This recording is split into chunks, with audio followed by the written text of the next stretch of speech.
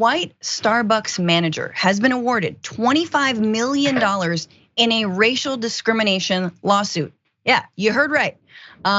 She won her $25 million, and this was in the wake of, I believe, this video that we've all seen, this instance in 2018 where two black men who were waiting for a third person in their group to arrive were arrested inside Starbucks and asked to leave outside of, I believe it's Philadelphia, just double checking that.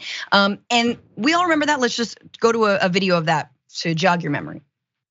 No longer, no further. Protesters calling for justice today after the arrests of two black men at this Philadelphia Starbucks on Thursday. What did they do? This video, captured by a witness's cell phone, shows police talking and later handcuffing the men while they were waiting for a friend. The men wanted to use the restroom, but the manager said that per store policy, they couldn't since they didn't buy anything. When they wouldn't leave, she called police. A group of males refused to leave. Some witnesses say the officers overreacted. They were just sitting there quietly, sitting on their phones, like chatting, just like everyone else in Starbucks was. Philadelphia's police commissioner says the officers didn't do anything wrong. They followed policy. They did what they were supposed to do. The men, who don't want to be identified by name, were held in custody for 8 hours before they were released. Prosecutors didn't file charges, but their defense lawyer says this wasn't about the law. It was about bias. So that was the context, and that case played out in its own way. I believe those men were awarded damages for all that, but it was an incredibly awful story if you're Starbucks, right? Turns out that in the wake of that, they seem to have fired a couple of regional managers. And this woman, let's put up her picture here. She was also one of the people, her name is Shannon Phillips, who was fired in the wake of that sort of incredible instance of real racial discrimination. And she's claiming she was fired because she was white and that Starbucks just wanted to fire white managers. The New Jersey jury, however, said she was right. They returned a verdict of $25.6 million, including $25 million for punitive damages, $600,000 in compensatory damages, according to the Console Mattiacci Law, which represents Phillips. The jury ruled unanimously after a 6-day trial, the lawyer said, noting that Phillips will also be seeking back pay and front pay. Starbucks said it is disappointed in the decision and it is evaluating next steps, spokesperson JC Anderson told CNN. So let's just look at the lawsuit before I kick it to you, Mondale. So her complaint, 2019 complaint, says that after the arrest, Starbucks, quote, took steps to punish white employees who had not been involved in the arrest, but who worked in and around the city of Philadelphia in an effort to convince the community it had properly responded to the incident. Phillips, who at the time oversaw areas including Philadelphia, said that Starbucks had ordered her to place a white employee on administrative leave as part of these efforts due to the alleged discriminatory conduct, which Phillips said she knew was inaccurate. So she thinks her subordinate was not being discriminatory. Starbucks says you got to put her on administrative leave. She says no. She tries to defend the employee and the company fires her. The reason for termination, according to the complaint, was that the situation is not recoverable. The complaint argued that this was a, quote, pretext for racial discrimination, adding that Phillips's race was a motivating and or determinative factor in discriminatory treatment. I am very curious, Mondale, what you think about this. Does she have any kind of point, given that we know that corporations can be ham-fisted? What are your thoughts on this? Listen, I have no feeling of sadness for Starbucks losing $25 million. I don't care at all. The coffee is bad, over roasted beans.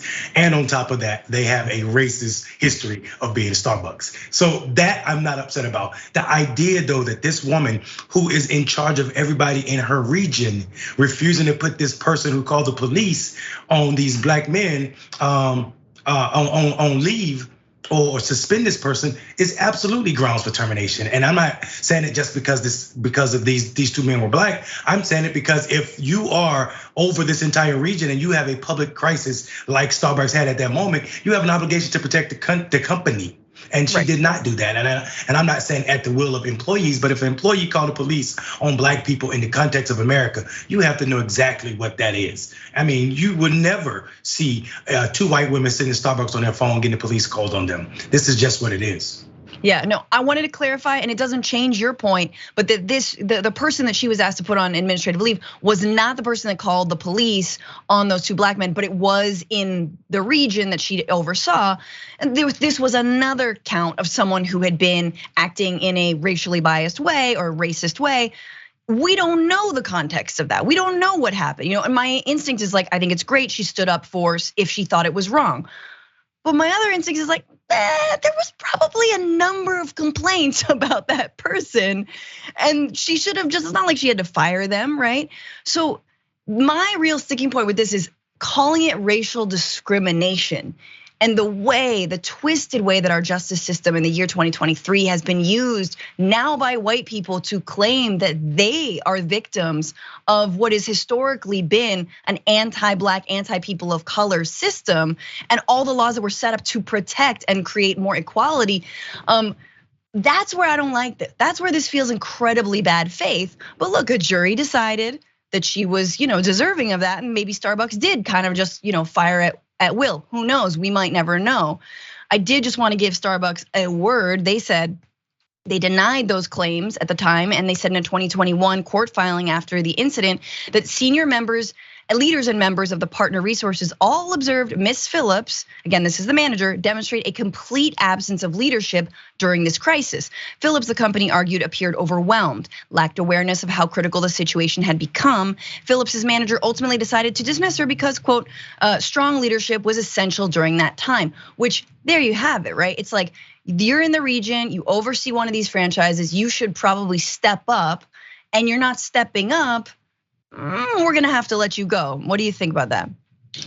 They call it overwhelm. I call it just being white. Like, I mean, this is whiteness. This is the protection of whiteness, right? Like the idea is it goes back. Starbucks statement goes back to exactly what I said. You are in a time of crisis, and you have to act as if you were in crisis mode. And it seemed that she didn't, but the jury thought that it deserved her $25.6 million. Yeah, I mean, the precedent this is going to set for future white managers to cry racial discrimination, it's pretty huge. So again, no love for Starbucks, but wow, 25 million. It's not as much, I believe, as the gentlemen who were actually racially discriminated against in the Starbucks received, but close.